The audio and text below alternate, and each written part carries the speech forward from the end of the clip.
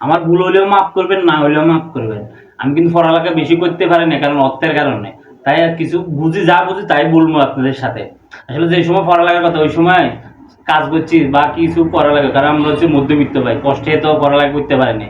কিন্তু বর্তমানে কোটা ইস্যুটা যেভাবে তৈরি হয়েছে, দেখেন, প্রধানমন্ত্রীর কাছে একটা আবদার, উনি আমাদের অভিভাবক, উনি যথেষ্ট আমাদের জন্য ভালো হয়েছে, তাই প্রধানমন্ত্রী বলতেছে একটু ভাবুন। মুক্তিযোদ্ধা কোটা করছেন ঠিক আছে, কিন্তু মুক্তিযোদ্ধা তার কি কখনো এটা চাইছে যে আপনি যে দেওয়ালে লেখা থাকবে 21শে ফেব্রুয়ারি মাতৃভাষা, 26শে স্বাধীনতা দিবস, 16ই ডিসেম্বর বিজয় দিবস, সে দেওয়ালে আজকে হাজারে শিক্ষিতের রক্তের বন্যা ধরবে কি? মুক্তিযুদ্ধের কখনো চাইছে? চায় নাই। তারা চাইছে কি আমাদের দেশটা সুন্দর সুফল হোক। তাই প্রধানমন্ত্রীকে একটু এইটাই বলতে চাই, আপনি এই বিষয়টা একটু ভাবুন। মুক্তিযোদ্ধা কোটা থাকুক, দিনমজুর, সে তো মানুষ, কৃষিকাজ করে, সে তো একটা মানুষ, তাদের ছেলেমেয়েরা কি পড়ালেখা করবে না? অবশ্যই করবে। তাই আমি আপনার কাছে এটাই আবদার হলো, আপনি এই বিষয়টা একটু আরও ভাবুন।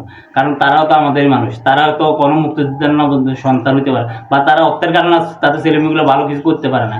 তাই আমি প্রধানমন্ত্রীর কাছে এটাই আবদার, আপনি এই বিষয়টা আবারও ভাবুন। আর প্রধানমন্ত্রীর কাছে আরও একটা আবদার হলো, যা তারা সিঙ্গেল, প্রেম করার আগে বিশ্ববিদ্যালয়ে ভর্তি হইতে পারে না, বা বিশ্ববিদ্যালয়ে ভর্তি হয়েছেন প্রেমে শেখা গেছে, তাদের জন্য একটা কোটা তৈরি করবেন। ঠিক আছে, সবাই ভালো থাকবেন। ওকে। আর আমার ভুল হলেও আপনারা মাফ করবেন।